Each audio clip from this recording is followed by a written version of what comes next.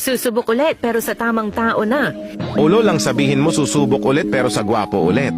Tapos pag nasaktan ulit, susubok na naman ulit ng gwapo, subok lang ng subok hanggang sa ang pukilya ay malaspag. O ano, masakit ba? Putang ina, mas masakit kayo. Kahit na ilang ulit na kayong niloloko ng mga gwapo, hindi pa rin kayo tumitigil magpakasta. Mga pakasta. Tapos pag sinabi naming mga pangit na dito na lang kayo, sa amin pangakong hindi kayo masasaktan. Anong ginagawa nyo? Kami naman ang sinasaktan nyo. Para ano? Para makaganti kasi linoko kayo ng kapwa naming lalaki? Putang ina nyo pala eh. Mga gwapo lang ang nangloko sa inyo, bakit kami ang gagantihan nyo? Mga siraulong sabik mahalin ng totoo pero laging gwapo ang hanap, mga putang ina nyo.